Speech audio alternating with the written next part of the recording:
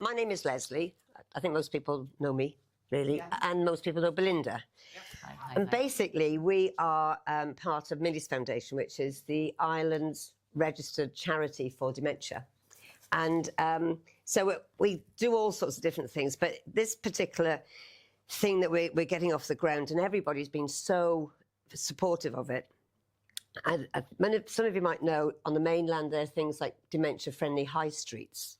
And basically, it's businesses that have had some sort of special training in dealing with people with dementia.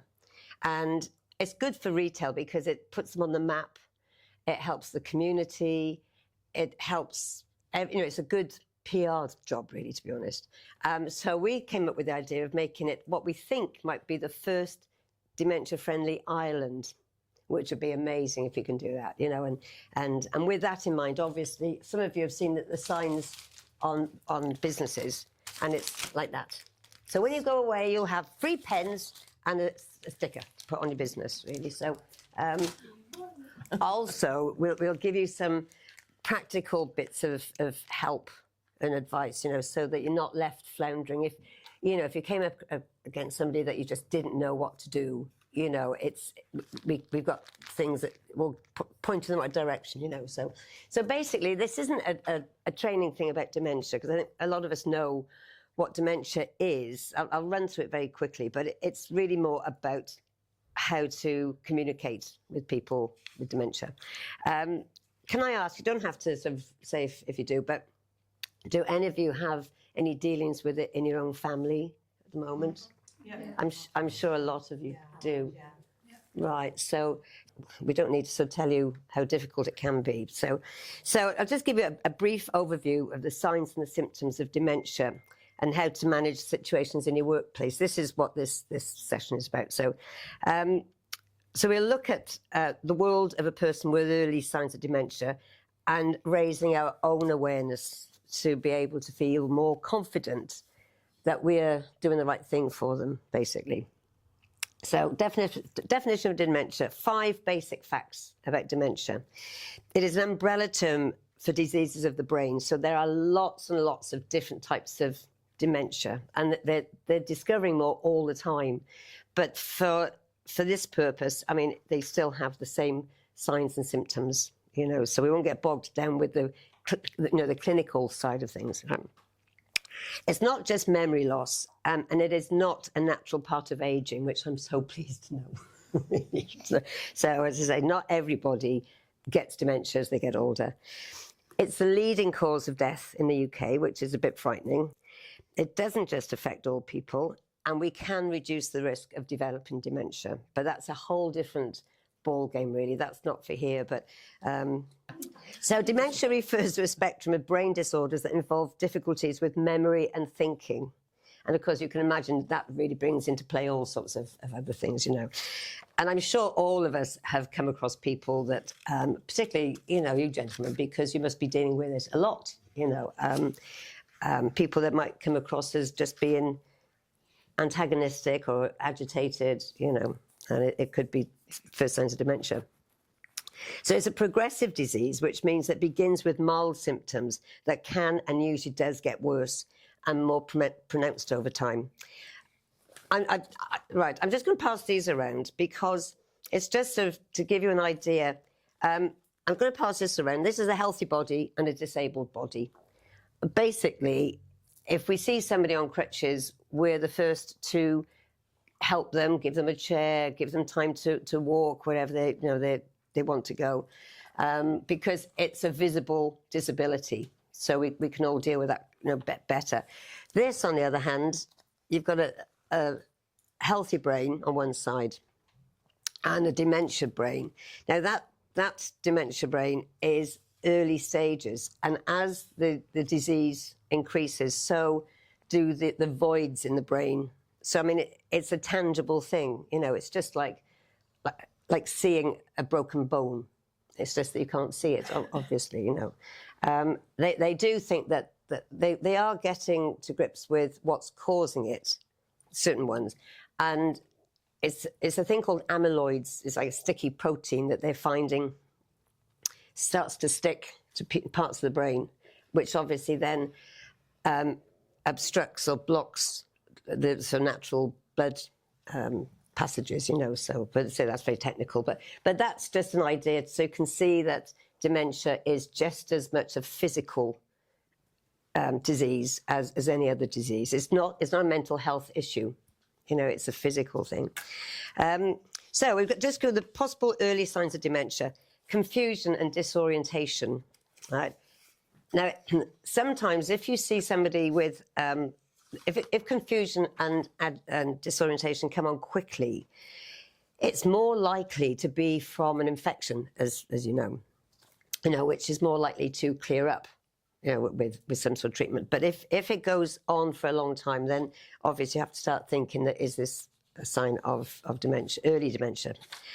Having limited understanding of what has been said to them and problems with communication. Now, I'm sure we've all come across that, and I've said it, whilst most of us struggle to find the right word from time to time, these are memory lapses. We all do that, don't we? Well, I do, I know. However, it could be a symptom of dementia if someone is progressively showing these signs, as well as jumbling words, repeating them, or shortening or not finishing sentences. And I always think one example is, I think all of us can know somebody for years, and then suddenly we go, oh my God, what's their name? What is their name? I'm sure we've all been there, and you know them really, really well, and you can't think of their name.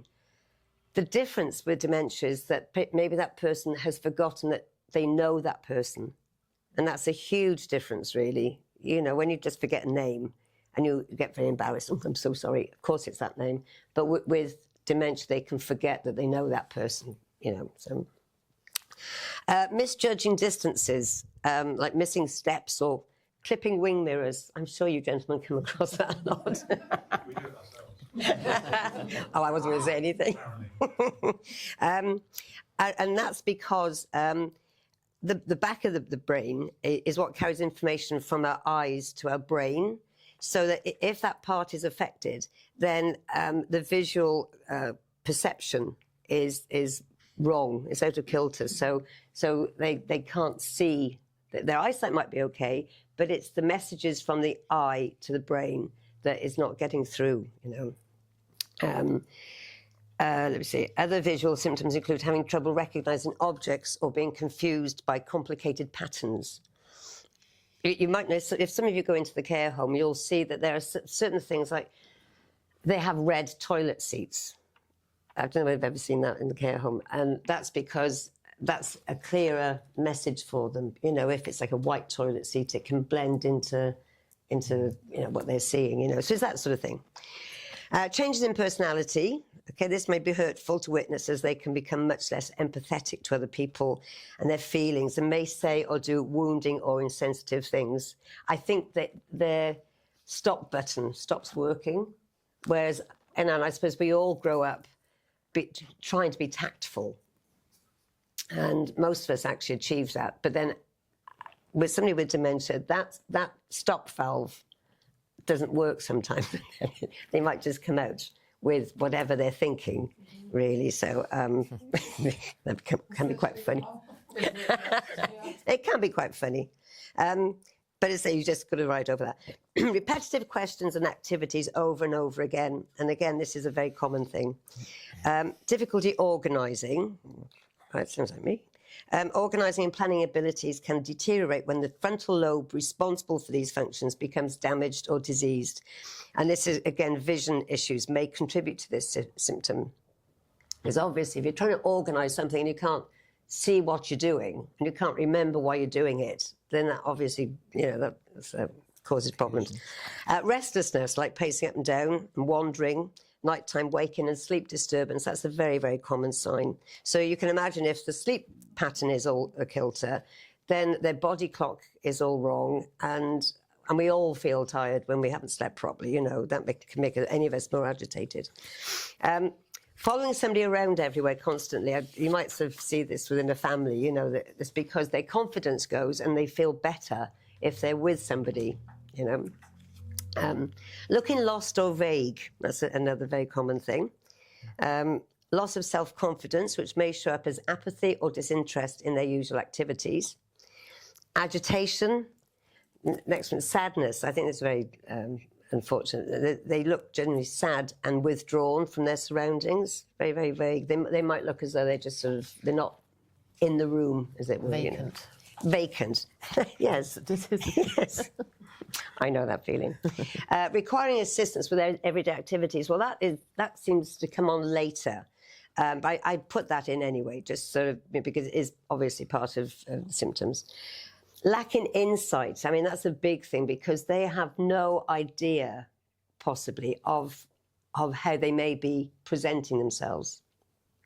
They might have a little bit of insight at the beginning, which would only actually add to their being frightened and being agitated, you know. So, so as you can see, that's basically a handful of signs and symptoms of dementia. Basically, it could go on for a long time, but that's basically the main ones. So the whole idea of this exercise is to look at some do's and don'ts in communicating with people who may be showing signs of this. So, number one, listen carefully to them and do speak clearly and calmly and let them have time to, don't finish their sentence for them. It's a bit like someone who's had a stroke. You know, they'll say the worst thing is if when people finish their talk for them, you know. Obviously, there might come a time when you think, no, this is just getting too embarrassing for them and too distressing for them. So, you know, it's all about using your judgment to actually step in and maybe help them a little bit, give them clues maybe as to what they might be sort of trying to say, you know. Do use short, simple sentences so that they don't get too confused. And sometimes it might be better to just give them a choice of two things rather than give them a whole load of choice, which can be a little bit sort of confusing for them. Sometimes it's just good to, you know, do you want this or were you looking for that, you know, and it breaks it down a little bit, you know. Do speak at a slightly slower pace, but not in a childlike, patronising manner. I think none of us would appreciate that. Do avoid speaking sharply or raising your voice. And I know it's so easy sometimes, you know, particularly if we're in a rush or, you know, sometimes if the shop's busy and you've got people waiting to be seen and it's always, you know, we all do it. We can all get a little bit, I don't know, impatient. So it's all about just remembering to be aware of what they might be going through, you know, and give them the time, you know. If appropriate, use visual aids like pictures on packaging. Sometimes in a shop, somebody might remember, they might forget that they're going to find tea bags, but then they might remember where if you say, look, if you show them different packs of tea bags, they might just remember when they see the packaging, you know. Do use plenty of eye contact, because, I mean, that's a very important thing. We all like eye contact with people. Smile, and don't cover your mouth. I mean, that's one very important thing. Let them see you speaking, you know, and say use plenty of eye contact. And do give time, as I say, for them to respond in the way that they want to. Use plenty of positive body language and open posturing, and be aware also of your own personal space. So try not to crowd them, but at the same time, let them be aware that you are open to them being there, and that also that you're not going to be a threat to them, you know. And that's very important. Do reassure them that they are safe and that you're there to help them. And you might have to repeat this a few times. It's just anything to make them feel reassured and not frightened. That's the main thing, you know. If you don't understand fully, do tell the person what you have understood and check with them that you've heard correctly, because very often, you know, things can get misinterpreted. So I think it's very important to make sure that you're communicating in the right way and that you're both on the same level, as it were, you know. Do use subtle distraction to guide them to something or someone more appropriate who may reassure them. Sometimes, you know, with the best will in the world, you might not be the best person to be dealing with that person, but you might know somebody that could handle it in a different way because they might know that person better. So it's all about, as I say, reading the situation, reading the room and seeing if there's anybody that can be more useful in that situation you know, and it might be, you know. Do be ultra aware of what effect your interaction may have on that individual. And it might be that you're causing, not from anything you do, but it might just not be the right relationship for that time, you know, and it's not your fault. But sometimes there might be somebody that just might deal with it better. And I think it's about not taking it personally, you know. Do try to understand how they may be feeling, you know, frightened and frustrated, embarrassed, threatened, confused. I mean, the list goes on. And we all have been in those situations from time to time, and it's scary, isn't it? You know, and imagine like that all the time. It must be so, so frightening. And respond appropriately. Do try reassuring statements like, you're safe here, or I'm sorry that you're upset. How can I help? Or let me see if I can help. You know, things to actually involve them in finding a way that you can help them, really, you know. So, as I say, all the above are suggestions only, but are generally positive ways to reassure the individual. Sometimes other forms of communication are likely to help, i.e. writing something down. They might still be very good at reading what is written in front of them, or drawing a picture. That might help. You know, if they can't find the word, if they're looking for, I don't know, something in a shop, you know, bag of sugar. If you draw a bag of sugar and put sugar on it, they might say, oh, yes, that's what it is, you know, and it just might make that connection, you know.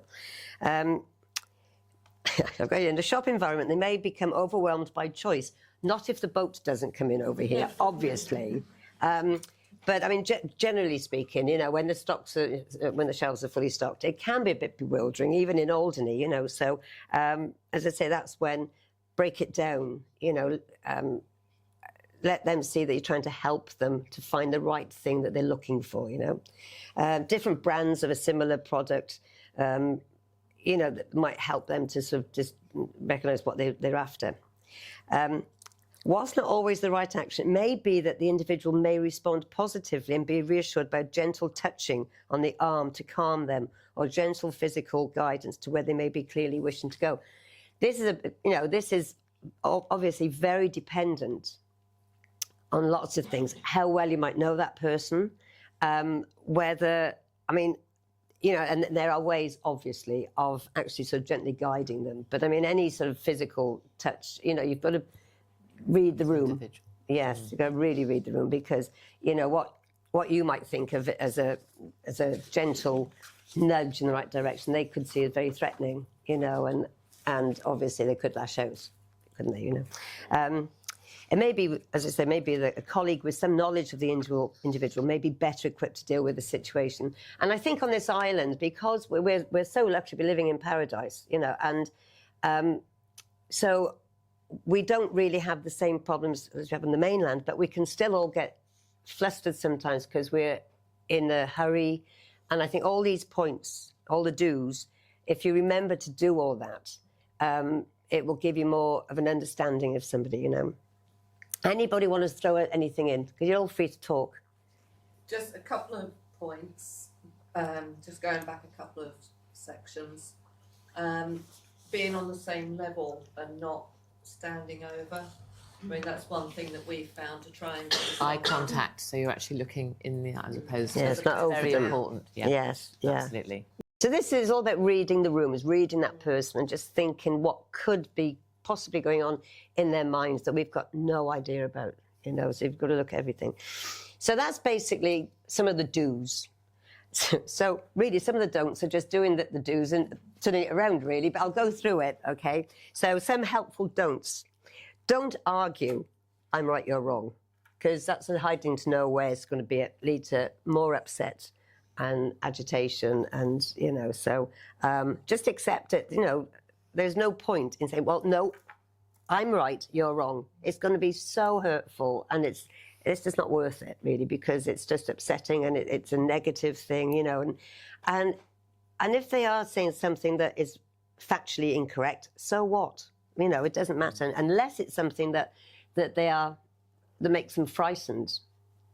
In which case, obviously, and if they were thinking that somebody was after them, you know, and you can't then say, well, you know, you're wrong, I'm right. You know, you've got to really work around it, really, you know. Reassure, absolutely. Yes, yeah. So, but say as a general rule, you don't argue. Don't try and reason, because again, that's no good. You know, distraction is always a good policy. I think if they're on a sort of thing that they can't get, if they become obsessed, they can very often get obsessive about something, and they'll go back to it time and time again. You know, but distraction can very often work. You know, by moving them off that subject. You know. Don't confront and don't remind them that they've forgotten or question their memory. And that's obviously, none of us would like to be reminded of what we can't do, you know. Don't take it personally. As I said before, you know, it's not their fault. It's not anything, you know, it's just, just don't take it personally. Don't hurry them or become impatient. And again, I think it's easy to sort of say that, but when we're all in a rush to do something, we can all get a little bit, you know. So I think sometimes we have to slow down and just think of how our behaviour affects not just people with dementia, but anybody, really. It's just, that's why it's like, to be aware. I think this whole thing is about all of us really being aware of how our actions can cause a reaction with somebody else, you know. Don't ignore them or speak to their companion on their behalf. And very often this can happen because you think you'll get to what you need to quicker if you ask their companion. But very often that's sort of sidelining them, which only adds to their feeling of being ostracised and ignored, you know. So just trying to remember to stick with them and try and get the answer that you want from them, really. That's all right, don't worry. Don't contradict. And we were saying, don't stand too close or stand over them. And say that's so important. Don't ask direct questions unless they're clearly finding that approach helpful. It's so difficult to actually, you know, every single situation demands some difference of reaction. And we always say, once you met one person with dementia, you've met one person with dementia. It's not like a broken leg is a broken leg is a broken leg. You know, some things will work with one person and it won't work with somebody else. It might work at one time and then half an hour later it won't work. So, I mean, there's no rule book. So this is why these are just guides, really, and, you know, that hopefully it'd be helpful. Don't overload them with too much information because that is just adds to confusion. Don't stand observing from a distance. This might just fuel the situation. You know, that again could add to their feelings of being paranoid, you know, and thinking that people are trying to do them harm, you know. Read the situation, try not to jog the person's memory too swiftly and unless it's clearly helping them. So again, this is all this thing about reading their body language, reading what they're saying and responding in the proper way, you know. Possible signs, so that's more or less the don'ts, really. Possible signs to look for, particularly in a shop environment or an office. In a shop, a customer buying pet food when you know they don't have a pet. And I think, again, going back to this small island community, I think a lot of us know lots of people, you know, and so it would be easier to actually have an eye on what somebody is doing that's out of character. Compulsive shoplifting, and I find this really interesting, and because they've recently put it down to one particular type of dementia which is more prevalent than all the others. I don't know why. I mean, when I read it, it went into great detail, but basically, and so 3 symptoms that have recently been linked to frontal temporal dementia. You'll find this interesting. Compulsive shoplifting, poor impulse control and excessive spending is all linked to a specific, not solely, but they've discovered that one of these dementias is more associated with that, which I just find interesting.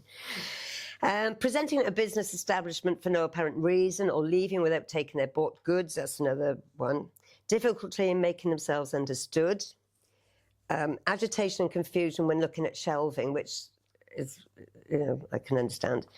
Difficulty in paying, making payments, whether it's cash or dealing with change.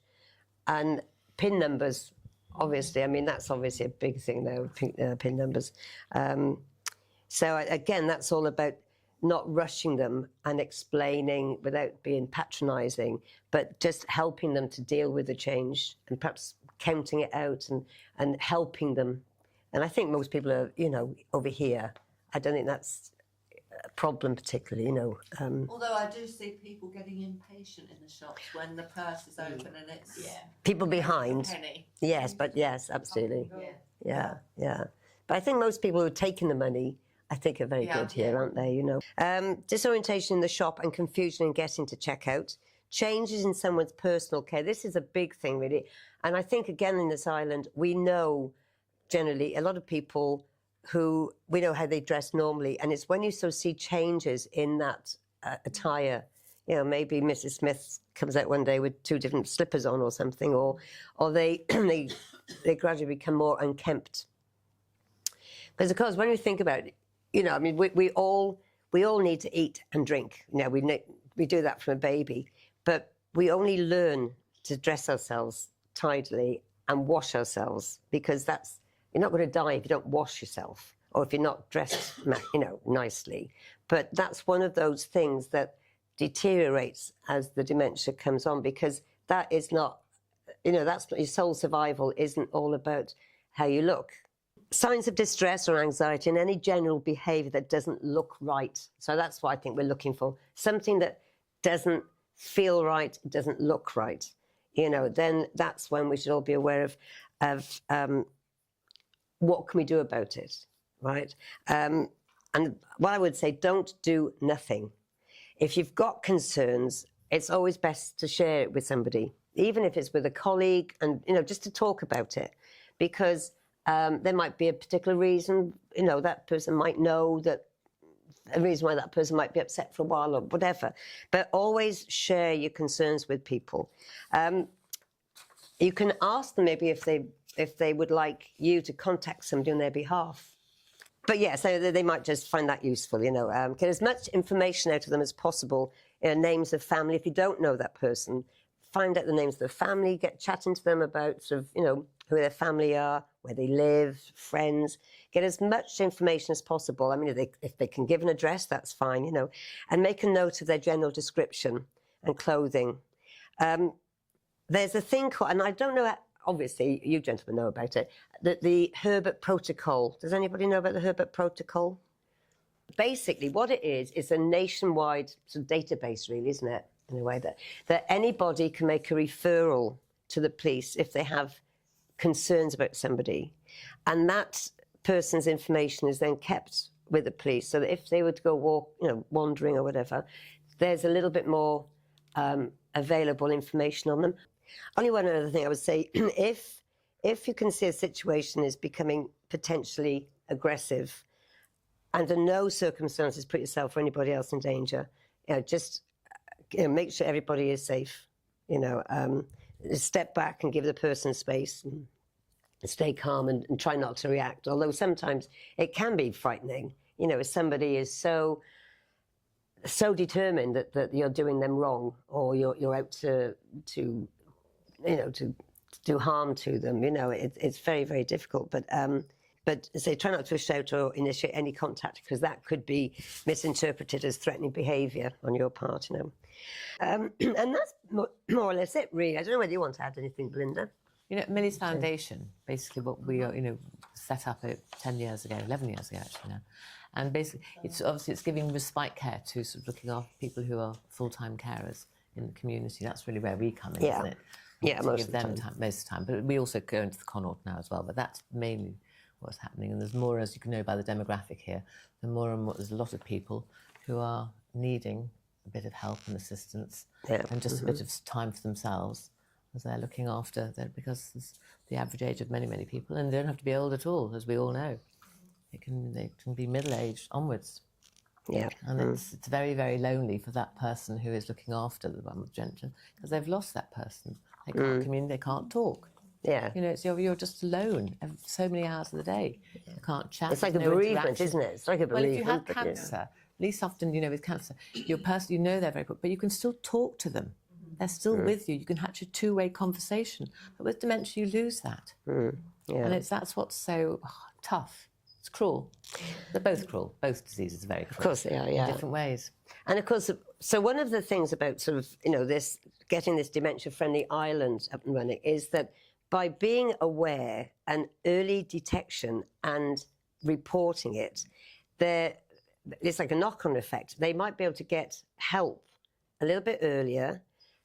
Sadly, there is no cure at the moment, but there is certain medications that they don't always work, and it all depends on the situation. But there is medication that can slow down the deterioration. That in turn means that they can remain a part of the community for that little bit longer, or maybe quite a lot longer. They can still go out spending money. They can still add to the whole island community that we all love over here. So that's the whole thing about this, is early detection and actually sort of then getting the appropriate medical and social support that they need, really, you know. And also, I think with this whole, what we're doing, hopefully it will put Alderney on the map for a good reason.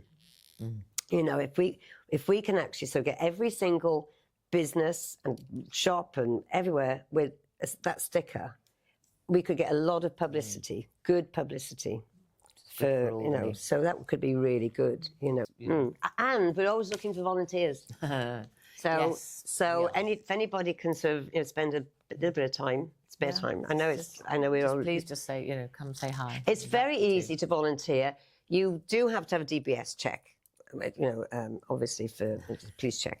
A very short little safeguarding video, which we've all done, and it's very easy. And a film on dementia, very easy. There's a bit of training, obviously. Yeah, quite rightly. Mainly learn on the job, if I'm absolutely honest. You do really, it's a learning, isn't it? Yeah, absolutely. Every case is so different. And it's good fun. I've got to say, we do have a laugh. You know, it's the old not laughing at them, but laughing with them. You know, it's not all doom and gloom.